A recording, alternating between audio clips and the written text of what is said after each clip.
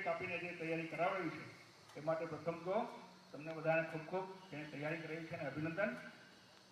જે બાળકોએ ભાગ લીધો છે એમને પણ ખૂબ ખૂબ અભિનંદન. ખૂબ તૈયારી કરી છે એમણે.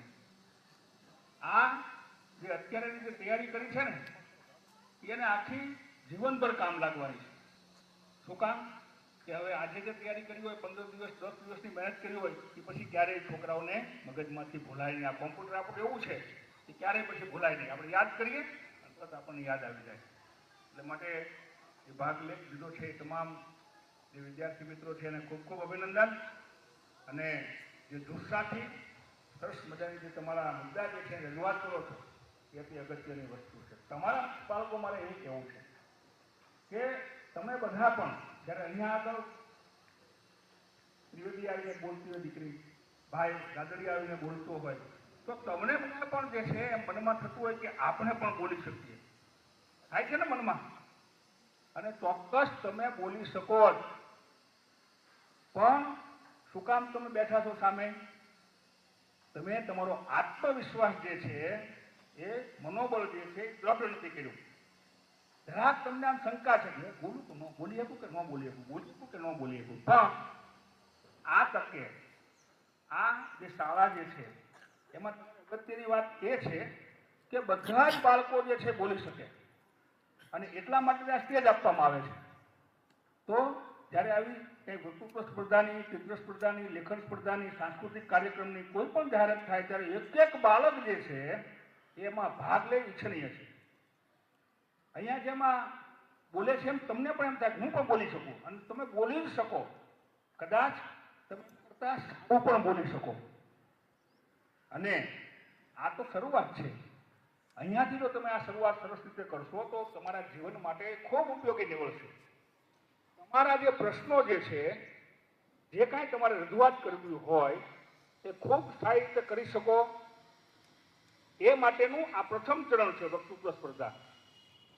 કે તમારી રજૂઆત છે, તમારી હોય મનમાં બધું જ કે આમ કરવું જોઈએ, આમ કરવું જોઈએ, આમ થવું જોઈએ. પણ જો તમારી રજૂઆત જે છે એ સારી ન હોય તો બધું જ તમારું મનનું મનમાં રહે ને. પણ જો રજૂઆત સરસ મજાની હોય તો તમારે જે કરવું છે, જે ધારવું છે એ બધું જ કરાવી શકો. વાત અગત્યની જે છે એ એક્સપ્રેશન પાવર, રજૂઆત જે છે એ કરવાની શક્તિ.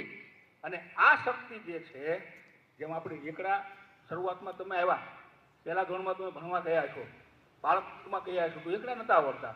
એ તમને બધાને ખબર છે ને. કેમ તમે શેર મેં 1 પછી 2 પછી 3 પછી એમ કરતા કરતા 10ની લાઈન, પછી 10 + 1 11 20, પછી 20 + 1 21 એ લાઈન શરૂ કરી. પછી ABCD શરૂ કરી, ક ખ ગ ઘ એ શરૂ કર્યું. આવડી ગયું તમને બધું? બધું જ આવડી ગયું. પણ શરૂઆત જે છે એ પ્રેમથી અને કેમ તમે કરો છો એ અતિ અગત્યની વસ્તુ છે. તો આ જે વક્તૃત્વ સ્પર્ધા જે છે એની પણ શરૂઆત જે છે ને એ તમારે કેમ કરવી જોઈએ? માત્ર ને માત્ર મુદ્દા અને મુદ્દાના આધારે તમારે વર્ણન. બસ. આપણે નિબંધ જે લખીએ છીએ ત્યારે શિક્ષક મિત્રો તમને શું કહે છે? નોંધમાં 5 કે 10 કે 8 મુદ્દા આપી દે ને તમને. એમ જ કરો છો ને બધા? એમાંય રોંગ.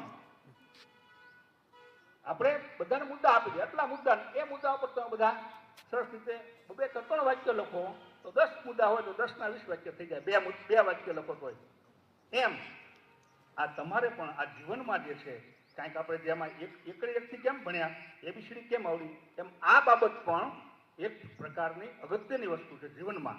કે તમારી જે છે તમે રજૂઆત જે છે કેમ કરો છો, તો આ રજૂઆતની શક્તિ જે છે એ વક્તૃત્વ સ્પર્ધા જ આપે છે. એટલે મને ખૂબ ખૂબ અભિનંદન. અને ખૂબ રીતે સરસ રીતે કામ સરસ મજાનું કરતા જાવ. ઉઠો જાગો ને ધ્યેય પ્રાપ્તિ સુધી મંડ્યા રહો. મોઢે જ હોય, બધાને હોય. માત્ર ને માત્ર એ 5 મિનિટ આપેલી વિવેકાનંદજીને, માત્ર 4 મિનિટ જ. અને 4 મિનિટ તો એનો સમય જે છે એ માત્ર તાળીઓમાં ગયો. ખાતરી માત્ર સંબોધન કર્યું અને my brother and sister. 4 minute સુધીનો સમય તાળીઓમાં એને ટાઈમ જતો રહ્યો. પછી બોલવાનું હું, અને જે બોલ્યા તો કોઈ એને ટાઈમ ન આપ્યો કે બંધ કરો એમ ન કહ્યું. એક ધારું સરસ મજાના મુદ્દા સર. આ અતિ અગત્યની વસ્તુ હોય છે.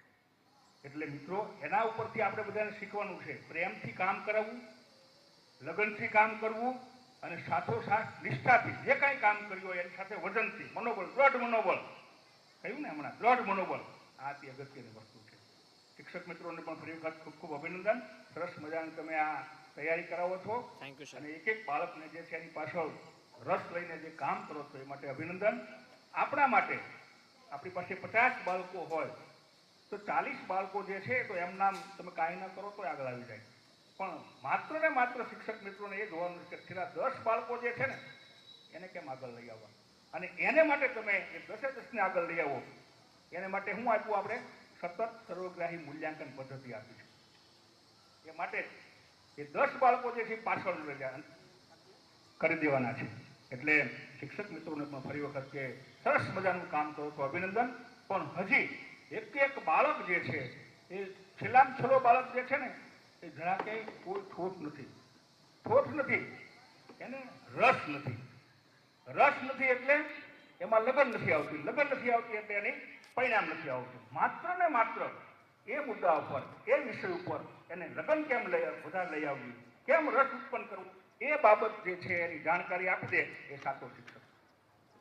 વિવેકાનંદજીએ એટલે જ કહ્યું હતું ને, ઉઠો જાગો ને ધ્યેય પ્રાપ્તિ સુધી મંડ્યારો. ને એની સાથોસાથ પ્રેમથી કોઈ પણ બાબત જે છે ડરથી નહીં, લાદેલી શિસ્ત એ ન ચાલે, પ્રેમથી સમજાવો, બધું જ સમજી જવાશે.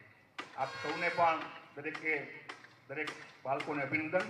અહીંયા જે ટ્રસ્ટીગણ અમારે બેઠા છે અમને અહીંયા ખાસ બોલાવી અને તમારી સમક્ષ, અને ખાસ કરીને અમને તો અમારું જે આ વિવેકાનંદજીનું પુસ્તક જે વાંચેલું હોય ને એના મુદ્દા જે છે એ તાજા કરવા માટે ખૂબ ખૂબ આભાર.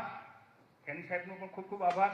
ખાસ થોડો મોડો પીડ્યો ટ્રાફિકને કારણે, પણ આપ સૌએ અમારી રાહ જોઈ માટે આપ સૌનો આભાર માનીને વિરમું છું. Thank you all.